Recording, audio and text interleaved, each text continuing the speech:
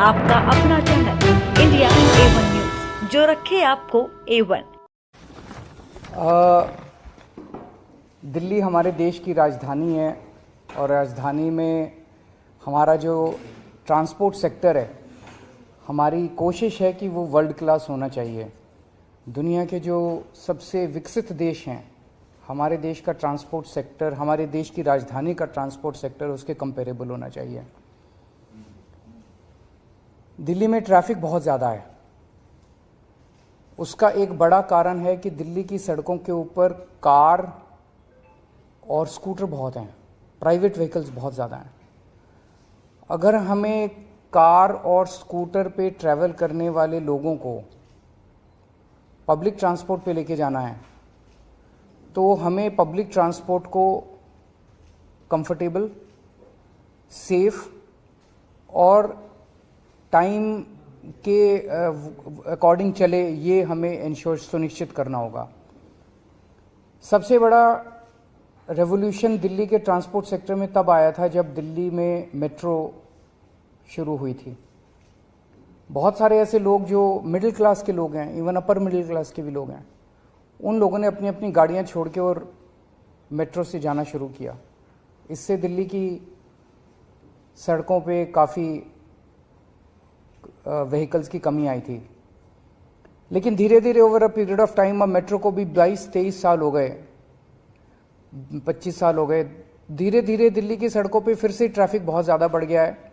Metro खचाखच भर गई हैं, जिसकी वजह से एक रिपल्सिव इफेक्ट है कि जिन लोगों ने मेट्रो में जाना शुरू किया था, मेट्रो में जगह नहीं मिलती, बैठने की जगह नहीं मिलती, खचाखच भरी रहती है, वो आराम नहीं है। सो वापस लोग अपनी गाड़ियों पे आ गए, वापस लोग अपने स्कूटर पे आ गए। दिल्ली में बसें हैं, दिल्ली की डीटीसी की बसें हैं, क्लस्टर बसें हैं। वो बसेस लोअर मिडिल क्लास तक इस्तेमाल करते हैं लोग। बसेस एसी बसेस भी हैं, लेकिन बसेस में सीट की कोई गारंटी नहीं है। वो वाला कंफर्ट नहीं है जो एक अपर मिडिल क्लास या मिडिल क्लास एक्सपेक्ट करता है।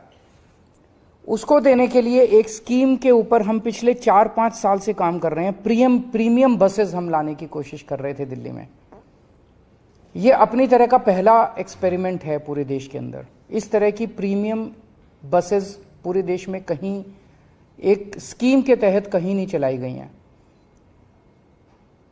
इसको एक स्कीम बनाई है हमने, Delhi motor vehicles licensing of aggregate premium buses scheme, aggregator. तो प्रीमियम बसेस की एग्रीगेटर स्कीम हम लेके आ रहे हैं। ये प्रीमियम बसेस जो हैं, ये कंफर्टेबल होंगी, 2x2 की बसेस होंगी, एयर कंडीशनड होंगी। इनके अंदर बसों में वाईफाई होगा, जीपीएस होगा, सीसीटीवी होगा, पैनिक बटन होगा, और सीट की बुकिंग जो है वो ऐप बेस्ड या वेब बेस्ड होगी।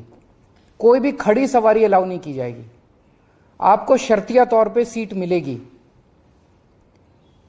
इस किस्म की स्कीम पहली बार लाई जा रही है और इसमें हमारा मकसद पूरा का पूरा ये है, ये टारगेट किया जा रहा है मिडिल क्लास और अपर मिडिल क्लास को, जिनकी पेइंग कैपेसिटी है, जो अपने कंफर्ट के लिए पे कर सकते हैं, रोज अपनी कार लेके जाते हैं, कार का पेट्रोल खर्च करते हैं। लेकिन अगर उनको ऑप्शन मिलेगा कि एक बस है जो कि कंफर्टेबल है, तो हो सकता है, हम उम्मीद करते हैं कि बहुत सारे लोग अपनी कार छोड़ के और बसेस की तरफ शिफ्ट करेंगे। इसमें 3 साल से पुराना व्हीकल अलाउ नहीं किया जाएगा। जो बसेस लेके आएंगे वो 3 साल से पुरानी नहीं होनी चाहिए, सीएनजी होंगी।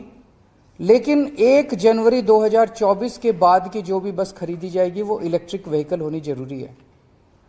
इसमें जितनी बसें होंगी, बस की इसमें लाइसेंस दिया जाएगा एक एग्रीगेटर को, और वो लाइसेंस फीस उसको देनी होगी।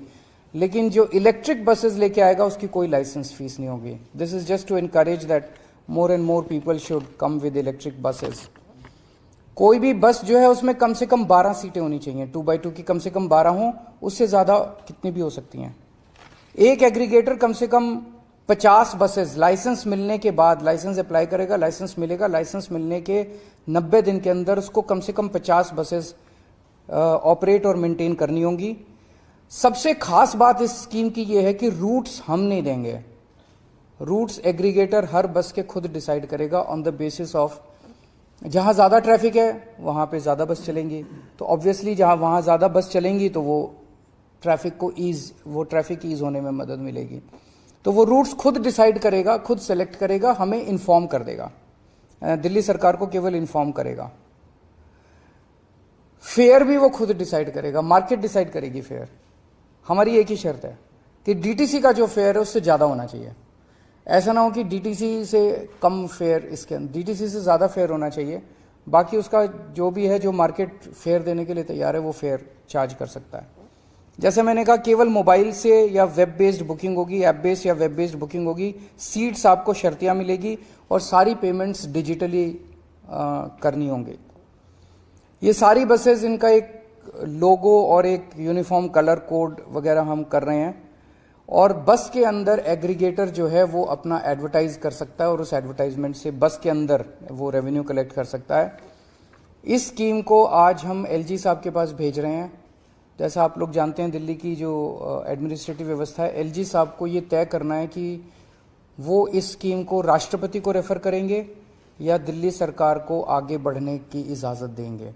दिल्ली सरकार ने अपनी स्कीम फाइनल कर दी है, अब ये राष्ट्रपति इनके पास जाएगी, एलजी साहब के पास। एलजी साहब या तो इसको राष्ट्रपति को, अगर असहमत है तो राष्ट्रपति को रेफर करेंगे, पर मुझे उम्मीद है कि पब्लिक वेलफेयर की स्कीम है वो क्यों करेंगे। दूसरा, एलजी साहब से आने के बाद इस स्कीम को हम पब्लिक फीडबैक के लिए हम इसको 1 महीने के लिए वेबसाइट पे डालेंगे, ताकि जनता जो भी फीडबैक देना चाहे जनता फीडबैक दे, और जनता के फीडबैक के आधार पे अगर कुछ माइनर चेंजेस इसके अंदर करने हुए तो चेंजेस करके इसको जल्द से जल्द लागू किया जाएगा। मैं समझता हूं कि ये दिल्ली नहीं, पूरे देश के ट्रांसपोर्ट सेक्टर के लिए एक मील का पत्थर साबित होगा।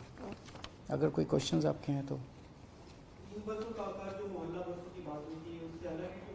ये उससे अलग है। मोहल्ला बसेस तो हम ही चला रहे हैं, सरकार चला रही है, ये सारा का सारा प्राइवेट है।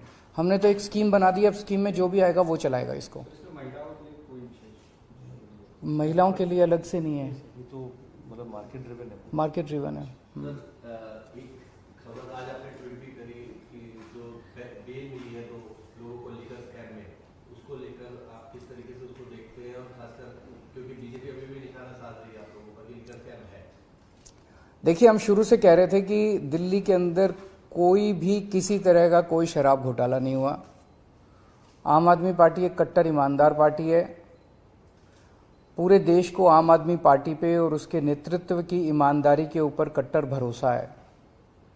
उसको, छवि को खराब करने के लिए ये पूरा का पूरा षड्यंत्र रचा गया, जिसका नाम इन्होंने दिया दिल्ली शराब घोटाला।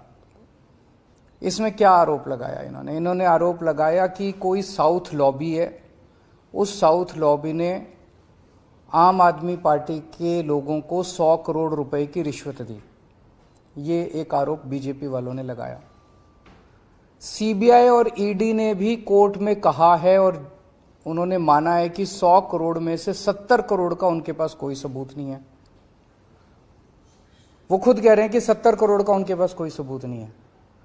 30 करोड़ रुपए इन लोगों का कहना है, कोई राजेश जैन है कि राजेश जोशी, कोई राजेश जोशी 30 करोड़ रुपए साउथ से लेके दिल्ली लेके आया और दिल्ली में उसने आम आदमी पार्टी के नेतृत्व को ये 30 करोड़ रुपए दिए। ये सीबीआई और ईडी ने आरोप लगाया। ये बस इनके पास यही सबूत है कि किसी ने, गवाह ने गवाही दी है कि राजेश जोशी 30 करोड़ रुपए। अब 6 मई को जो कोर्ट का ऑर्डर आया, उस कोर्ट के ऑर्डर में लिखा है कि राजेश जोशी एक भी पैसा लाने का कोई सबूत नहीं है, कि राजेश जोशी कोई एक भी पैसा साउथ लॉबी से लेके दिल्ली में लेके आया। 30 करोड़ तो दूर की बात है। तो जब राजेश जोशी एक भी पैसा लेके नहीं आया, साउथ वालों ने पैसा दिया नहीं, आम आदमी पार्टी के नेतृत्व को पैसा मिला नहीं, तो सारा का सारा केस तो खत्म हो गया। इसका केस क्या बचा? ना रिश्वत ली गई, ना रिश्वत दी गई। कोर्ट के उसमें साफ साफ राजेश जोशी को जो बेल मिली है वो इसी आधार पे मिली है कि राजेश जोशी साउथ वालों से कोई पैसा लेके आया, इस बात का कोई सबूत नहीं है। तो सब खत्म हो गया। दूसरा आरोप इन्होंने ये लगाया कि 100 करोड़ रुपया जो ये रिश्वत ली गई, ये गोवा के चुनाव में खर्च की गई। गोवा में आम आदमी पार्टी ने जितने लोगों से काम कराया, पर्चे छपवाए, होर्डिंग लगवाए, जो भी जितने वेंडर्स थे हमारे, सारे वेंडर्स पे रेड मार ली इन्होंने, सीबीआईडी ने पिछले 6 महीने में सबको गिरफ्तार कर लिया। सारी जांच वांच गोवा के चुनाव की करने के बाद अब ईडी और ये इस नतीजे पे पहुंचे हैं कि कुछ 19-20 लाख रुपए आम आदमी पार्टी ने कैश में खर्च किए। ये तो बहुत बड़ा हमारे लिए ईमानदारी का सर्टिफिकेट है। सीबीआई और ईडी का कहना है कि पूरे गोवा चुनाव में आम आदमी पार्टी ने केवल 19 लाख या 20 लाख के करीब रुपए कैश में खर्च किए, बाकी सारे चेक में खर्च किए। 100 करोड़ तो बहुत दूर की बात। तो ऐसी कौन सी पार्टी है इस देश के अंदर जो केवल 19 लाख रुपए एक स्टेट के चुनाव में कैश में खर्च करती है? तो सीबीआई और ईडी ने तो सबसे बड़ा सर्टिफिकेट दे दिया आम आदमी पार्टी को कि केवल 19 लाख रुपए, उसका भी अकाउंट वगैरह मांगेंगे तो दे देंगे, 19 लाख रुपए केवल कैश में खर्च किए, वहां भी कुछ नहीं। ना रिश्वत आई, ना रिश्वत खर्च हुई, ना रिश्वत ली गई, ना रिश्वत दी गई। तो बेसिकली एक कहानी बनाई गई। उस कहानी को प्रधानमंत्री जी की तरफ से सीबीआई और ईडी को दिया गया और कहा गया कि अब इसके इर्द गिर्द सबूत मैन्युफैक्चर करो, एविडेंस मैन्युफैक्चर करो। ईडी ने जाके कोर्ट में कहा कि मनीष सिसोदिया ने 14 फोन तोड़ दिए। बाद में जांच करने पे पता चला कि 14 के 14 फोन तो हैं, उनमें से 5 फोन तो इन्हीं लोगों के पास हैं। तो झूठ बोला ईडी ने। ईडी पे मुकदमा चलना चाहिए झूठ बोलने का। झूठ बोल के मनीष सिसोदिया की बेल नहीं होने दी। ईडी ने चार्जशीट फाइल की जिसमें कहते हैं संजय सिंह का नाम डाल दिया चार्जशीट के अंदर। जब संजय सिंह ने धमकी दी मैं तुम्हारे ऊपर मुकदमा करूंगा, तो कहते गलती हो गई जी, गलती से नाम आ गया संजय सिंह का, गलती से अनुराग ठाकुर का नाम नहीं आया, गलती से संबित पात्रा का नाम नहीं आया, संजय सिंह का नाम कैसे आ गया? तो गलती से थोड़ी आया। प्रधानमंत्री कार्यालय ने बोला कि संजय सिंह का नाम डालो, उन्होंने संजय सिंह का नाम डाल दिया। उनको ये भरोसा नहीं था कि संजय सिंह ईडी को भी धमका देगा। ईडी पूरे देश में नोटिस जारी करती है, जिसको नोटिस मिलता है उसकी पैंट गीली हो जाती है। संजय सिंह ईडी को नोटिस जारी करते हैं और जब ईडी को नोटिस जारी करते हैं तो ईडी की पैंट गीली हो जाती है। तो ईडी ने कोर्ट में जाके कहा कि संजय सिंह के खिलाफ हमारे पास कोई सबूत नहीं है, संजय सिंह का नाम गलती से आ गया। फिर 5 कम से कम ऐसे गवाह हैं जिन्होंने कोर्ट में कहा कि हमसे मारपीट की गई, हमसे प्रताड़ना की गई, मानसिक तौर पे प्रताड़ित करके हमको झूठे बयान दिलाए गए। वो अपने बयान से पलट गए। एक आदमी का तो इसको तो इतना मारा कि उसका कान का पर्दा फट गया। ये जांच हो रही है, ये चल क्या रहा है? अब ये कोर्ट के आदेश के बाद तो साफ हो गया, ना किसी ने रिश्वत ली, ना किसी ने रिश्वत दी, ना कोई पैसा आया, ना कोई पैसा खर्च हुआ। तो कौन सा शराब घोटाला? पूरा का पूरा राजनीतिक षड्यंत्र है, केवल अरविंद केजरीवाल और आम आदमी पार्टी को बदनाम करने के लिए। सर, बीजेपी बीच पे प्रेस कॉन्फ्रेंस कर रही है। 2 चीजें वो कह रहे हैं कि ये जजमेंट किसी पर्टिकुलर अभियुक्त के लिए था, पूरा जजमेंट नहीं है। इसके पीछे पूरा जो ब्रेन है मनीष सिसोदिया के कोर्ट भी कह चुका है, कोर्ट में जो कुछ दलीलें रखी गई थी। दूसरा वो ये कह रहे हैं सर सिसोदिया की केजरीवाल पार्टी है। कर लें, उनका तो मकसद ही है। वो तो अभी कल मैं सत्यपाल मलिक जी का इंटरव्यू सुन रहा था, वो कह रहे थे कि अगले चुनाव के पहले ये केजरीवाल को भी गिरफ्तार करेंगे। कर लें, केजरीवाल बहुत छोटी चीज है, पूरा देश देख रहा है। आज जब प्रधानमंत्री मोदी जी की ईमानदारी के ऊपर बहुत बड़े बड़े प्रश्न खड़े होने लग गए हैं, इतने घोटाले अडानी का ये वो, इतने घोटाले के आरोप उन पे लगने लग गए हैं, तो उनको केजरीवाल आंखों नहीं सुहारा। उनको पूरे देश के अंदर अगर कोई ईमानदारी की बात करता है तो अरविंद केजरीवाल और आम आदमी पार्टी की बात होती है। वो हमारे ऊपर कीचड़ उछाल रहे हैं, रोज कीचड़ उछाल रहे हैं। तो गिरफ्तार करना चाहते हैं, करें। वो धमकी क्यों दे रहे हैं? भारतीय जनता पार्टी कह रही है कि अगला नंबर केजरीवाल का है। इससे तो ये साफ हो जाता है कि ईडी को और सीबीआई को यही चला रहे हैं। वो कैसे कह सकते हैं कि अगला नंबर केजरीवाल का है? सीबीआई ने उनको बताया कि उन्होंने सीबीआई को बताया। सीबीआई को बीजेपी चला रही है, जैसा मैं कह रहा था। ये तो साफ जाहिर है, बीजेपी बता रही है उनको कि अगला नंबर केजरीवाल का है, पकड़ लो अब इसको। और सीबीआई पकड़ लेती है, फिर सबूत इकट्ठे करती है कि केजरीवाल को फंसाने के लिए सबूत कहां से।